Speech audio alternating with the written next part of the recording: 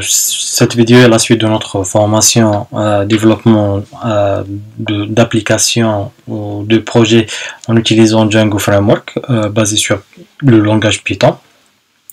Cette vidéo est la suite de notre première vidéo où nous avons créé notre projet et installé l'application et lancé le serveur d'application.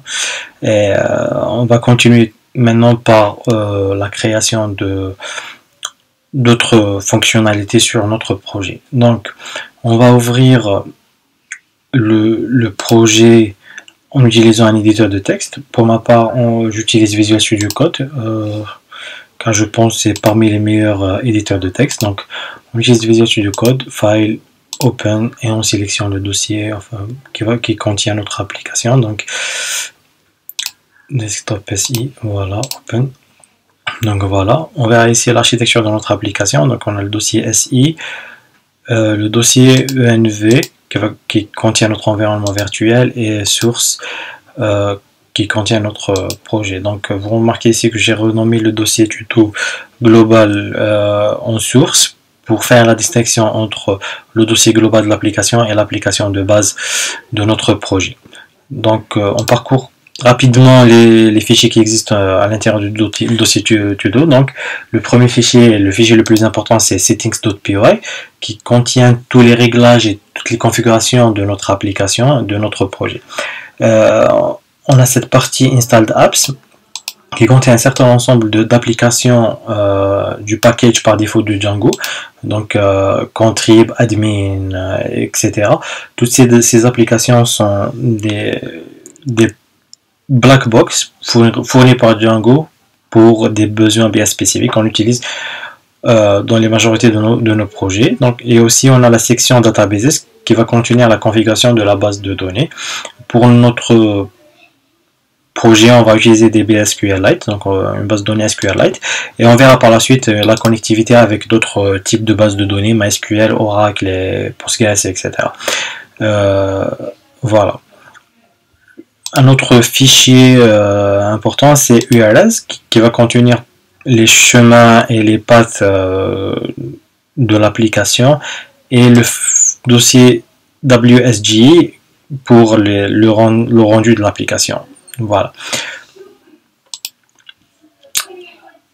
On va juste expliquer un petit principe de Django. Donc, dans Django, toutes les applications, quand vous voyez ici, donc tout est basé sur des applications. À chaque fois qu'on veut créer un module dans notre projet, on appelle ça application.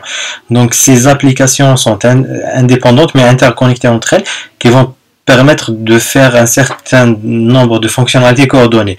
Mais si vous prenez une application à part, elle doit être indépendante et fonctionnelle pour un certain nombre de fonctionnalités spécifiées à cette application. Donc, dans la suite de ce cours, on va créer une petite application de gestion de produits. Pour ce faire, on va commencer par lancer l'application. On ouvre le terminal. Donc, pour ouvrir le terminal, on clique sur ce bouton-là. Ou bien cliquer sur Shift Ctrl P ou bien commande CTRL Shift P pour accéder au terminal en cliquant sur terminal, en tapant terminal. Voilà, donc vous pouvez ici sélectionner votre terminal. Donc mon terminal est ouvert. Vous remarquez que mon environnement virtuel est activé, donc j'ai pas besoin de le réactiver, mais pour des besoins pédagogiques, on va le désactiver et le réactiver pour vous montrer comment on fait l'activation et la désactivation. Bon, pour le désactiver, on tape deactivate. Vous allez remarquer que le tag environnement n'y est plus parce qu'on l'a désactivé. Pour le réactiver, tout simplement on tape la commande source env bin activate. Voilà. Pour les gens qui ont Windows, c'est env anti/script anti/activate. Voilà, pour les gens qui ont Windows. Très bien. Notre environnement virtuel est activé. On va lancer notre serveur. Pour lancer le serveur, on doit utiliser le fichier manage.py. Et soit on se déplace dans le dossier contenant ce fichier manage.py, ou bien on fait le chemin relatif. Je préfère toujours de me déplacer à l'intérieur de src pour exécuter mes commandes. Donc, je me déplace src, je tape Python 3 pour ma part, et ça sera Python pour vous, pour les gens qui ont une seule version de Python installée sur la machine. Python manage.py run server, voilà, je lance et mon serveur a été lancé avec succès. Vous verrez ça en rafraîchissant ici, donc le serveur marche correctement. Je laisse mon serveur activé et je vais dupliquer mon terminal. Donc je tape en tapant sur dupliquer le terminal, split. J'ai aussi un autre terminal à côté et où je vais exécuter mes commandes. Donc par défaut mon environnement virtuel est activé, donc pas besoin de le réactiver. Et sinon, si vous ne verrez pas ce tag ici, vous devez le réactiver manuellement. Voilà, je me déplace dans le dossier src pour exécuter mes commandes. Donc je suis à l'intérieur du dossier src. La première étape, comme j'ai dit, c'est de créer ma première application que je vais appeler produit. Donc Django admin start up product. On va voir qu'une structure qui a été créée avec un dossier qui s'appelle produit. À l'intérieur, un ensemble de fichiers dossiers. Donc le dossier migration qui va contenir toutes les migrations de nos changements de base sur la base de données, et un certain nombre de fichiers comme models qui va contenir nos schémas de base de données, views, les traitements et les manipulations des différentes fonctionnalités qu'on va proposer dans notre projet, et aussi dossier admin, le fichier admin qu'on verra l'utilité tout à l'heure. Donc je vais réduire mon terminal. Et commencer mon travail. Donc une fois l'application créée, je dois la lier avec mon projet. Donc pour le faire, je dois l'ajouter dans Settings, Installed Apps. Je vais lui dire que j'ai créé une application qui s'appelle Produit pour qu'il la prend en référence. Donc c'est Product. Désolé. Donc ici je vais dire à Django que j'ai créé une application qui s'appelle Product. Et lui automatiquement va chercher un dossier avec le même nom pour utiliser les ressources à l'intérieur. Donc je sauvegarde et je continue mon travail. Donc voilà, j'ouvre models. Ici le fichier models.python, c'est le fichier qui va contenir mon schéma de base de données, mon modèle de base de données. Donc je vais commencer par créer ma première entité. Je tape classe. Ma première entité va s'appeler produit, donc c'est product. Elle va hériter d'une classe model à l'intérieur de la bibliothèque models importée par défaut de Django, donc c'est models.model. Ma classe va contenir trois champs, c'est l'ID, le nom du produit et le prix du produit. Par défaut, l'ID est créé par Django, donc j'ai pas besoin de le recréer dans mon schéma. Il est fait d'une manière automatique. Donc j'écris le nom. Je vais lui donner un type. Vous savez tous que Python est un langage qui ne contient pas de typing, mais ici on va lui forcer pour des mesures de sécurité et pour s'assurer que la valeur qui va être insérée dans la base de données est cohérente. Donc on va lui dire qu'il va utiliser un type de chaîne de caractères à l'intérieur de la bibliothèque models qui va nous offrir cette possibilité. Donc c'est char field. Cette fonction ou bien ce module là prend en paramètre plusieurs critères, mais on va préciser le max length comme un critère de base. Donc on va lui dire la taille maximum de notre chaîne de caractères ne doit pas dépasser les 40 caractères. Voilà. On peut utiliser un tas d'autres critères comme note nulle, note blank et d'autres. Vous pouvez trouver tous ces critères dans la documentation officielle de Django. Donc le nom et le prix. Lui aussi, on va lui donner un type qui va être float. Et on peut lui laisser son paramètre, comme on peut dire que ce champ ne doit pas être nul. Donc on peut dire nul false. Voilà. Une fois mon modèle créé, je vais dire à Django que j'ai fait des modifications à la base de données. Veuillez me générer une migration. Donc, pour générer la migration, ce qui fait le mapping entre mon modèle, mon schéma de base de données et l'insertion à la base de données, la création dans la base de données. Donc, je vais lui dire Python 3 manage.py make migrations.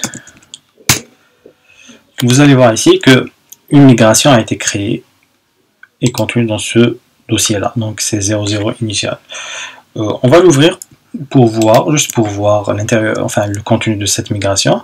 Donc dependencies, il est vide car on n'a pas de lien entre les changements. On verra ça par la suite. Et vous remarquez ici que le champ ID a été créé d'une manière automatique. Voilà. Et aussi le champ name avec les valeurs par défaut. Donc voilà. On va persister ces modifications dans la base de données. Juste une petite astuce. La base de données c'est SQLDB. Quand vous cliquez là-dessus, vous verrez que c'est un fichier pratiquement vide. Donc, il y a plusieurs outils pour parcourir des bases de données SQL, mais Visual Studio nous offre la possibilité d'installer des extensions pour parcourir ces bases de données. Pour le faire, il suffit tout simplement de cliquer sur Extension et télécharger SQLite. Voilà, cette extension, vous trouverez un bouton install ici et vous cliquez là-dessus. Moi je l'ai installé, donc je vais l'utiliser. On va juste parcourir d'une manière superficielle la base de données. Donc pour le faire, on clique sur Command Shift P ou bien Ctrl Shift P pour Windows et on tape SQLite. Vous verrez ici l'option Open Database, je clique là-dessus. Il va me sélectionner ma base de données, donc c'est DB SQLite à l'intérieur de dossier SRC, donc c'est OK. Et on a ici une section qui a été créée. Je vais l'ouvrir et on verra ici un ensemble de tables créées par défaut avec le package initial du Django. Et vous verrez toujours que ma table produit n'a pas été créé. Donc pour le faire, je dois appliquer cette migration. Donc je tape Python manage.py migrate.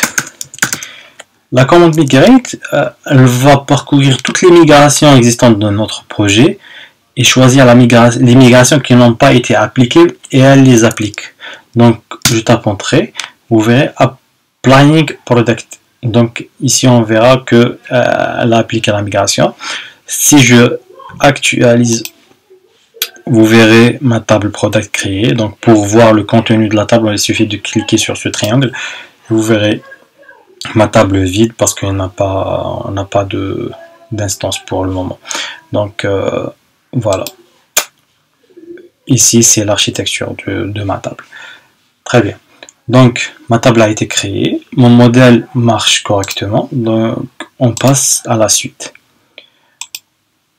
Par défaut, Django nous propose un modèle d'administration qui va nous faciliter le CRUD, le Create, Update and Delete de nos objets. Donc, qui va nous faciliter la création, la modification et la suppression des différents objets. Pour y accéder, donc il suffit d'ouvrir le terminal en tapant /admin, entrée. Il va nous demander le nom d'utilisateur et du mot de passe. Donc, quand on n'a pas de nom d'utilisateur et de mot de passe, on doit le créer. On doit créer un utilisateur. Pour créer un super utilisateur, tout simplement, on vient ici et on tape python manage.py create super user. Donc en tapant cette commande, on aura un invité de commande interactif qui va nous demander de faire entrer de différentes informations. L'username, on va dire c'est admin. L'email c'est admin@gmail.com. Le password, on va aussi mettre admin. Il va nous dire que notre password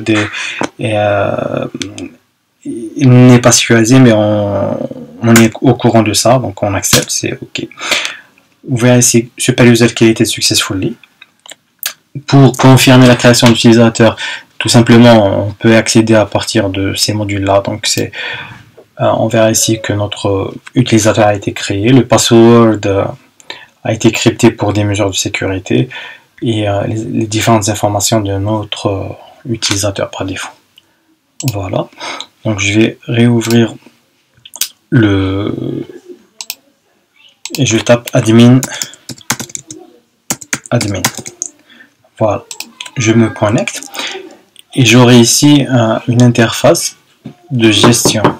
Vous allez voir que la table qu'on a créée, déjà la table produit ne figure pas, donc on peut l'ajouter tout simplement. C'est dans le fichier, bon je vais réduire ça, c'est dans le fichier admin pour dire administration, et ici on va dire Django utilise la classe produit pour nous afficher la table et nous permettre ces modifications. Donc c'est admin site.register, on va lui dire produit, product. Vous verrez ici que Django l'a importé automatiquement. C'est grâce à l'extension Django que j'ai installé sur mon éditeur de texte Visual Studio Code, mais sinon vous devez le faire d'une manière manuelle. From product, c'est le nom de l'application. .models, c'est le fichier qui contient le schéma, et on appelle la classe qu'on veut utiliser là. Donc classe product. Je sauvegarde et je réactualise. Voilà, je réactualise et je vois ici que ma classe product a été créée avec succès. Donc add product. Je vais essayer une chaîne de caractères très longue. Donc vous verrez que je n'ai pas la possibilité d'ajouter le nombre de caractères car j'ai déjà limité le nombre de caractères. Le prix, il me le donne automatiquement float, donc je ne peux pas mettre d'autres caractères. Save, pour enregistrer, vous remarquez ici que mon produit a été ajouté. Je peux l'éditer et je peux le supprimer aussi. Et c'est la même chose. Voilà, ça c'est la première étape, c'est la création de notre classe produit. On va insérer un certain nombre de produits pour pouvoir manipuler cette classe par la suite. Je vais product 1, price 100, product 2.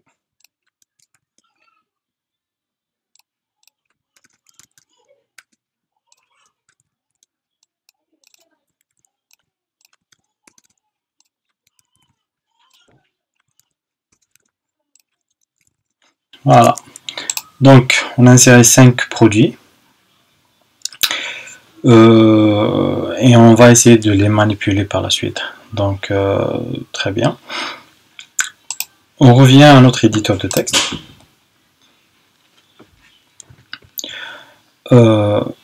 Notre produit est inséré. Maintenant on va essayer de lister, de créer notre propre interface où nous allons afficher la liste des produits, ou bien on va au départ essayer d'afficher juste un texte. Donc, le schéma global, c'est, on va commencer par créer l'URL. Donc, l'URL, c'est cette partie-là. Je vais...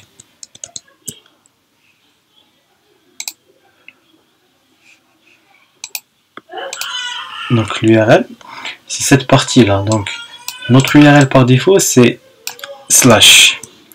Donc, si je tape rien dans l'URL, j'ai la page par défaut. Par exemple, je vais changer cette page. Je vais écrire Hello World au lieu de cette page. Donc, ce que je vais faire, c'est que je vais déjà, pour commencer, créer un dossier à l'intérieur de mon application qui va s'appeler Templates. Voilà. À l'intérieur de ce dossier-là, on va créer notre premier fichier. D'accord. Ce fichier, on va l'appeler index. Vous pouvez l'appeler comme vous voulez. .html. Donc, l'extension qui nous intéresse, c'est .html. Bon, la structure globale d'un fichier HTML, c'est un header et body tout à l'intérieur d'un tag HTML. Donc, voilà, j'ai la structure par défaut de mon projet Django, enfin de ma page HTML. Je vais écrire dans une balise H1 Hello World. Voilà. Excellent. Donc ici, c'est un code HTML et ce message-là qu'on veut afficher dans notre page par défaut. Pour le faire, on doit changer l'URL. Nous avons vu un fichier ici qui s'appelle urls.python. Donc ce fichier urls.python, c'est le fichier qui va faire le lien entre l'interface utilisateur, qui est notre navigateur, et notre serveur d'application. Donc c'est elle qui va faire le lien. On va ouvrir urls. On voit ici déjà par défaut le admin. Si vous remarquez, c'est que cette URL, c'est lui qu'on tapait pour accéder à notre interface administrateur. Donc on va copier cette ligne et faire la même chose. On va lui dire si l'URL est vide, appelle la fonction suivante. Donc on doit importer une fonction. Donc on va dire from product.views import. Pour le moment on n'a aucune fonction, on va appeler cette fonction index et on va lui dire appelle cette fonction index. Si on sauvegarde, on verra ici qu'on aura un message d'erreur. Je vais sauvegarder quand même. On voit ici que index n'existe pas, donc on doit créer cette fonction index. Donc on a dit c'est views qui va contenir tout le traitement, donc on va créer ici la fonction. Pour le faire, c'est def index qui va prendre en paramètre la requête envoyée par le serveur, donc request. À l'intérieur, tout simplement on va utiliser ce shortcode importé par Django, render, donc return render, et on va renvoyer la requête qu'on a reçue.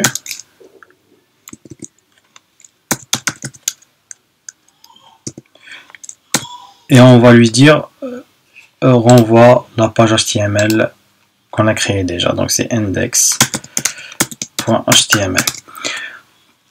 Ce qu'il va faire Django, le framework, c'est qu'il va chercher dans le dossier product, c'est le dossier englobant le fichier views. Dans ce dossier, il va chercher un dossier qui s'appelle templates pour trouver un autre fichier qui s'appelle index.html. Donc je sauvegarde et vous allez remarquer que il n'y a pas d'erreur. Donc je réactualise mon navigateur et bim, le message s'affiche correctement. Maintenant lien entre le client et l'application et le projet se fait correctement. On va faire quelques manipulations pour voir comment on peut afficher des variables tirées à partir de notre serveur dans notre fenêtre client, qui est notre navigateur. Donc on revient ici, on va essayer d'envoyer quelques paramètres. Donc je vais créer une variable qui s'appelle test, qui va contenir un texte, tout simplement. Texte de test. Voilà. Je sauvegarde. Pour envoyer cette variable, je vais l'ajouter dans ma fonction render. Donc je crée un autre, je vais la passer comme paramètre. Ici, le troisième paramètre de cette fonction, vous pouvez le voir ici dans cette définition, il prend un tableau ou bien une collection. Donc on va ouvrir les accolades. On donne un nom pour ce champ qui va être utilisé dans mon index.html. Dans mon cas, je vais l'appeler variable, par exemple value, par exemple, qui va recevoir test. Ce test fait référence à cette variable.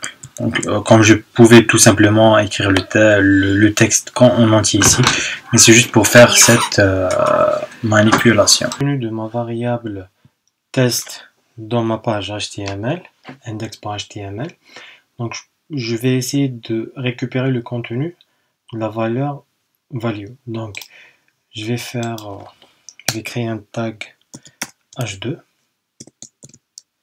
et je vais mettre dedans la variable value entre les deux accolades. Donc pour afficher le contenu d'une variable, on utilise les deux accolades. Donc on va entre deux accolades, je mets la variable. Le nom de cette variable, c'est le nom qui est mappé ici. Donc on n'utilise pas la valeur, mais le nom de la variable, donc qui est value. Je sauvegarde et je réactualise ma page. Donc dès que j'actualise ma page, je vois que mon texte ici, il s'affiche. Cela pour afficher le contenu d'une valeur. Mais si je désire faire une condition ou bien une boucle, je dois utiliser les accolades plus les pourcentages. Donc on va utiliser une condition ici. Je vais ajouter une variable ici que je vais appeler test ou bien bool pour ajouter un booléen. Donc je vais lui donner la valeur true pour dire que cette valeur est vraie. Je vais créer une condition ici. Donc if bool égale true, donc faire un traitement, sinon else faire un autre traitement. Donc et je ferme mon bloc, c'est ndf tout attaché. Donc mon premier traitement, c'est la valeur où est vraie. Donc je vais dire la valeur or the value is true. Sinon, je vais dire que the value is false.